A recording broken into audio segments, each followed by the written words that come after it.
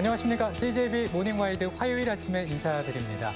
간간히 비가 내리면서 많이 선선해졌습니다. 오늘은 24절기 중 하나인 백로인데요. 이 백로의 뜻이 흰 이슬이란 뜻인데 이때쯤이면 밤 기온이 이슬점 이하로 내려가서 풀잎이나 물체에 이슬이 맺히는 데서 유래됐다고 합니다. 네, 보통은 이 백로 무렵엔 장마가 끝난 후여서 맑은 날씨가 계속된다고 하는데요. 우리 지역은 오늘, 내일 비 소식 있습니다. 네. 우산 챙기시고요. 감기도 조심하셔야겠습니다. 네, 그럼 화요일 모닝와이드 뉴스로 시작합니다. 비수도권 거리두기 3단계 조치가 어제부터 다음 달 3일까지 4주간 연장됐습니다. 사적 모임이 예방접종 완료자 4명이 포함되면 최대 8명까지 허용되는 등 일부 방역 수칙이 완화됐는데 방역과 일상의 조화를 이뤄나가기 위한 조치로 해석됩니다. 김기수 기자입니다. 충북의 사회적 거리두기 3단계 플러스 알파 조치가 정부 방침에 따라 4주 연장됐습니다. 기존 4인까지만 허용됐던 사적 모임은 백신 접종 완료자를 포함해 8명까지 모임이 가능합니다. 결혼식의 경우 기존 49명으로 참석 인원이 제한됐지만 식사를 제공하지 않는 조건으로 99명까지 허용됩니다.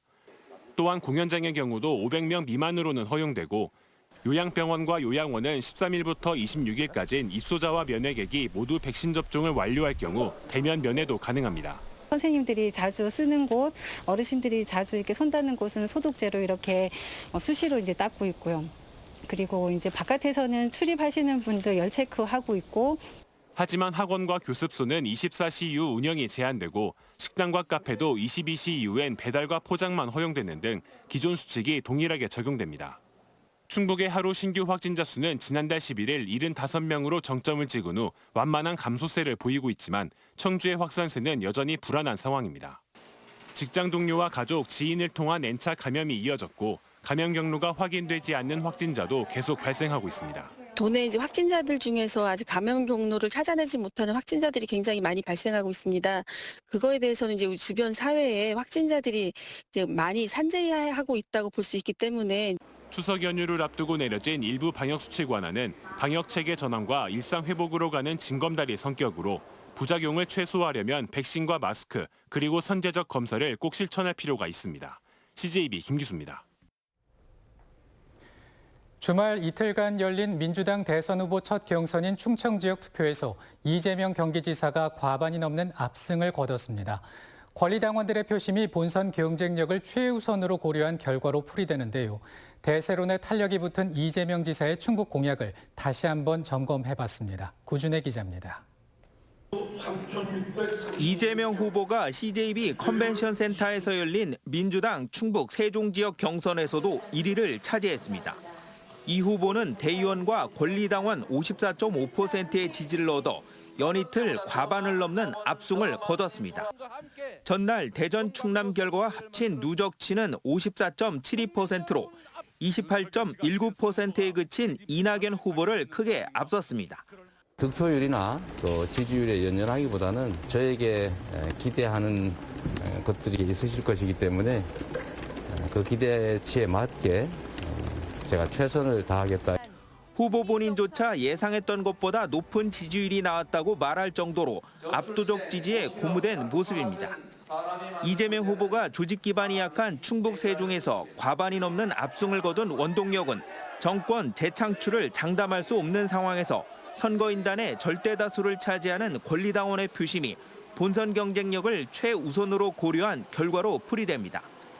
이재명 후보 캠프 충북본부는 별도 자료를 내고 민심의 바로미터 충청권의 압도적 지지에 의미를 부여하며 남은 경선 결과에 긍정적으로 작용할 것이라고 기대했습니다. 이재명 지사는 경선에 앞서 충청권 7대 공약을 제시했습니다.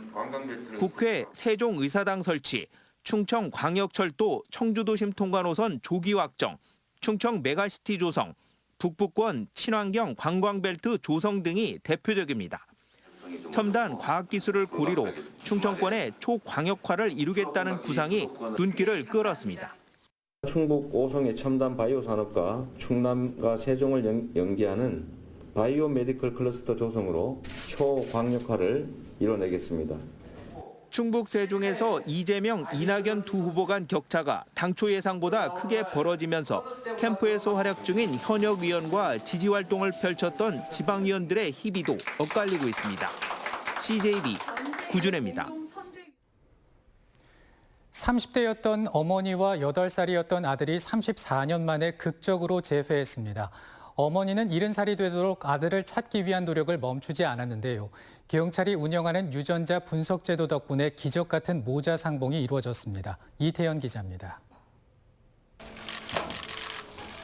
이제는 70살이 된 어머니와 40대로 자란 아들이 경찰서 안에서 다시 만났습니다. 지난 34년 동안 한 번도 마주하지 못했던 모자는 한동안 말없이 눈물만 흘렸습니다. 보고 싶지? 엄마. 지난 1987년 당시 36살이던 어머니와 8살이던 아들은 집안 사정으로 경북 안동에서 헤어졌습니다. 그 후 집안어른이 보살피던 아들은 거리에서 실종됐고 10년이 지나서야 실종 소식을 알게 된 어머니는 백방으로 수소문하고 다녔지만 아들을 찾을 수 없었습니다. 아들이 제천과 음성, 청주의 아동 양육시설과 보호시설을 전전하는 동안 이름과 나이까지 바꿔버렸기 때문입니다. 모자의 야속한 운명이 변한 건 실종 아동에 대한 유전자 분석 제도였습니다. 지문이나 사진만으로 실종 아동들을 찾던 과거와 달리 경찰은 지난 2004년부터 보호시설에 입소한 모든 실종 아동들의 유전자를 채취해 등록하고 있습니다. 이를 알게 된 어머니가 안동에서 유전자를 채취했고 신락 같은 희망이 극적인 모자 상봉으로 이어졌습니다. 유전자가 99.9% 일치하는 단 한 사람, 34년 전 헤어진 아들이 청주에 살고 있는 사실을 알게 된 겁니다. 유전자 분석 제도 등 다양한 노력을 하고 있습니다. 유전자 분석 제도를 통해 가족을 찾기 위해서는 등록된 유전자를 상호 대조하여야 하기 때문에 실종 아동 및 가족의 모든 적극적인 등록이 필요합니다. 실종 가족들에게 기적을 가져다준 유전자 분석 제도. 제도 시행 이후 지금까지 600명 가까운 실종 아동과 장애인이 가족의 품으로 돌아갔습니다. CJB 이태현입니다. 활력을 잃은 구도심을 사람들이 몰리는 특색 있는 장소로 되살리는 게 도시 재생의 핵심이라고 할 수 있는데요. 문제는 방법이겠죠. 청주시가 차도는 줄이고 인도를 확장하는 보행 환경 개선을 통해 구도심 거리에 활력을 불어넣고 있습니다. 조용관 기자입니다. 청주시 중앙동 차 없는 거리와 한 블록 떨어진 거리입니다.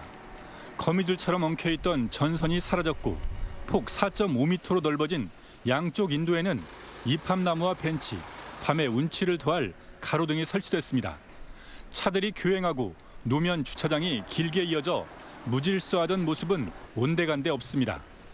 청주 중앙로 차 없는 거리에서 시작된 보행 환경 개선 2단계 사업도 올해 말 마무리됩니다. 시내 방면에서 학천탕까지 1단계를 거쳐 2단계로 인근 5개 도로에 차로를 좁히고 인도를 대폭 넓히고 있습니다. 걷기 좋아진 거리에는 젊은이들 취향의 카페와 레스토랑, 음식점 등이 속속 문을 열고 있습니다.